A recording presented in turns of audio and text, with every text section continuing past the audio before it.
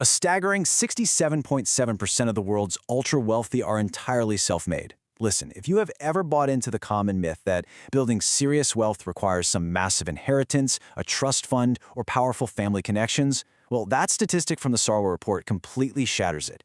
The reality is, most of the people at the very top started exactly where you might be right now. Welcome to today's Explainer. We are going to be walking through an actual, literal blueprint to building wealth from absolute zero. We aren't just tossing around vague aspirations or feel-good advice today. We are laying out a highly structured, mathematical roadmap for going from nothing to total financial independence. Okay, let's dive right into this. Here is the blueprint we'll be following. First, the psychology of wealth. Then, escaping the debt trap, earning and intentional spending, the engine of compounding, and finally, the ultimate goal, freedom. Starting off with Section 1, the psychology of wealth and how we actually build that solid financial foundation. You know, if you're starting without a financial safety net, it is incredibly easy to look around and feel like you are somehow behind everyone else. But the truth is, building wealth really starts as a psychological battle against comparison. Society constantly confuses being rich with being wealthy. Being rich is all about that visible consumption, right? The expensive cars, the designer clothes, and that endless cycle of lifestyle inflation. But true wealth is actually invisible. It's the assets, the investments, and the money you haven't spent that ultimately buys your future freedom of time. Building that solid foundation requires a pretty massive mental shift. As author T. Harv Eker points out so perfectly, poor people want to be rich, but wealthy people commit to being rich. The difference between just having a desire and making a relentless, disciplined commitment is exactly what separates the people who just fantasize about wealth from the ones who actually do the hard work to build it. That brings us to Section 2, escaping the debt trap. Basically, removing the 100-pound best. Now, this is often the most grueling early stage of the whole journey, because before your money can ever start working for you, you have to actively neutralize the bad debt that's working against you. Now, what's really interesting about the math here is that you might be super eager to start investing, expecting a solid 7% average market return. But if you are carrying credit card debt at a 27% interest rate, you are losing, period. You absolutely cannot outinvest a 20% gap like that. It's literally like trying to run a marathon while wearing a 100-pound weighted vest. So how do we take that vest off? We look to a distilled version of Dave Ramsey's early baby steps. Step 1 is saving a basic $1,000 starter emergency fund just so a random flat tire doesn't throw you right back into debt. Step 2 is the famous debt snowball. You list your debts from smallest to largest and attack that smallest one with absolute intensity. Once it's completely gone, you take that payment and redirect it to the next debt on the list, which frees up massive cash flow as you go. Moving right along to Section 3, earning and intentional spending, which is all about fueling the engine. Now that you aren't bleeding money to crazy interest payments, we implement what financial educator Marco calls the CEO system to generate cash. It's incredibly simple, but man, is it highly effective.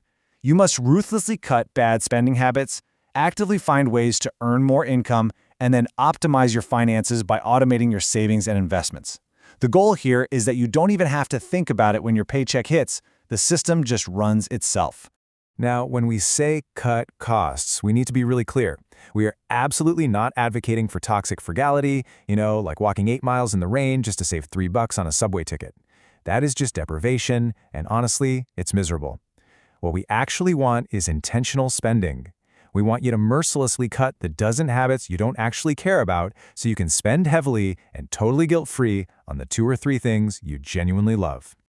As for the earn part of that CEO system, growing your income is your absolute biggest asset, and you don't need to take out some massive bank loan to start a business today.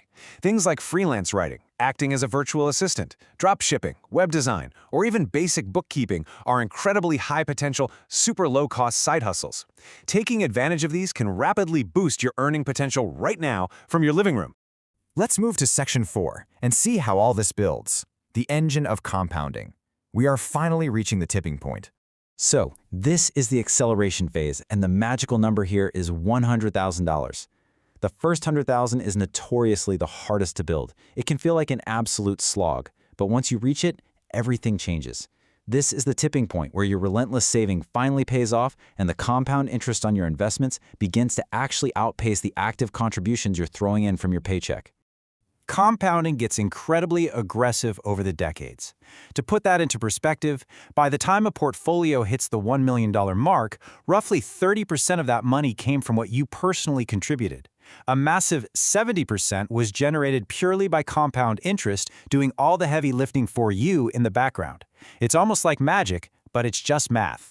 To ensure you actually reach those heights, try utilizing the 1% December rule. This is such a powerful micro-habit. You basically increase your automated investment contributions by just 1% every December.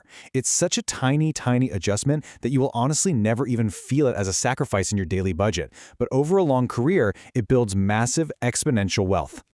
But of course, to protect that growing wealth, you must build what's called a financial moat, also known as Ramsey's Baby Step 3.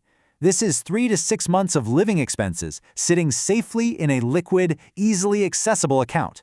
Having this cash shield ensures that when a medical emergency or a sudden job loss inevitably happens, you never ever have to sell off your investments at a loss just to survive.